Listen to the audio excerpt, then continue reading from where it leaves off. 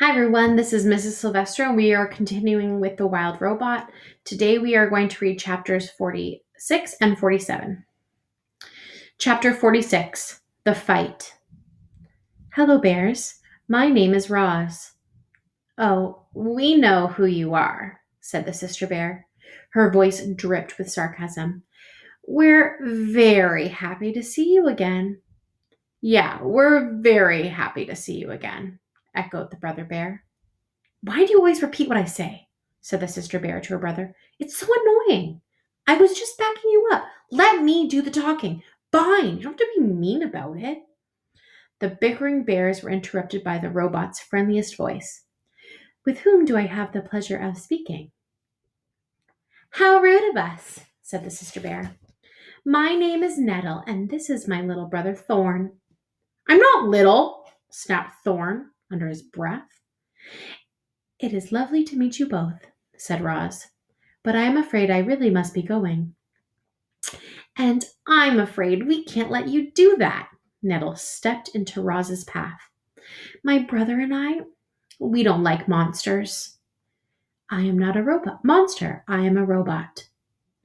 Whatever you are, we don't like you, said Thorn. We hear you've become very comfortable on our island, said Nettle. Now we're going to make you very uncomfortable. Yeah, we're going to make you very uncomfortable. Stop repeating me, Thorn. Poor Roz was in serious trouble. The bears were closing in on her, but she couldn't run, she couldn't hide, and she couldn't fight. The robot didn't know what to do, but before she could do anything, there was a loud squawk and a streak of feathers. Stay away from my mama! Brightbill swooped down and skidded to a stop between the robot and the bears. So the rumors are true, Nettle laughed. There really is a runty gosling who thinks the robot is his mother. How could anyone be so stupid? Do yourself a favor, Gosling, and fly away before you get hurt. She is right, Brightbill, said Roz. Please let me handle this. But the gosling stood his ground. He spread his wings and hopped around, ready to defend his mother. The bears roared with laughter. Then, with a flick of her paw, Nettle sent Brightbill tumbling over the ground, over and over, until he flopped into his back and stared up at the sky, stunned. This is our island, snarled Nettle. And it's time for you to go, growled Thorn. Roz made herself as big as possible. She banged her chest and roared wild, angry sounds. But the bears were not intimidated. They roared right back. And then they attacked.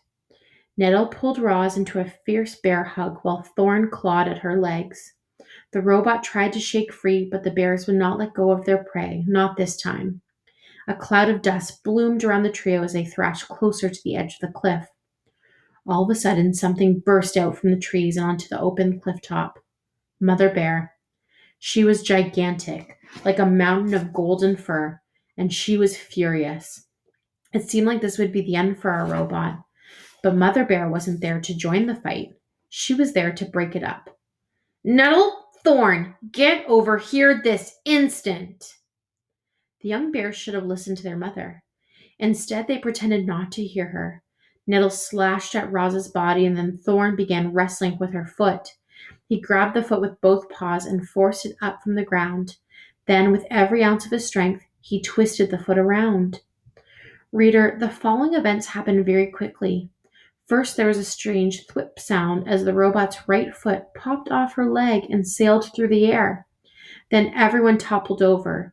Nettle and Roz fell sideways along the edge, but Thorn fell backward and tumbled right off the cliff.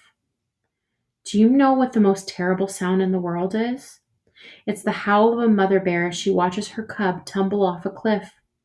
Mother Bear's howl was so startling that it snapped Brightbill right out of his stupor. Her howl was so powerful that it shook Roz's entire body. Her howl was so loud that animals heard it clear across the island. But there was no reply for Thorn. Mother Bear's howl slowly faded, and she wilted to the ground. Roz watched as her detached foot sailed over the edge and plummeted down to the shore below. It fell past circling seagulls, smashed off a rock, and disappeared into the waves. And that's when the robot noticed something furry dangling on the cliffside. Thorn! His full weight hung from a tree that was rooted to the rock wall. He gripped the tree tightly in his jaws and looked up at Roz with wide, frightened eyes. "I see Thorn!" shouted Roz. "Grab my legs, quickly!" Mother Bear and Nettle scrambled to their feet. Each bear took a leg in her mouth, and together they slowly lowered Roz head first down the cliff. Thorn whimpered through clenched teeth as he watched the robot approach. Then he felt her strong arms wrap around him and heard her booming voice holler, "Pull us up!" Thorn let go of the branch and cried, "Please don't drop me, Roz. I don't want to die." "Do not worry," said the robot. "I will not drop you." The next few moments seemed to drag on and on.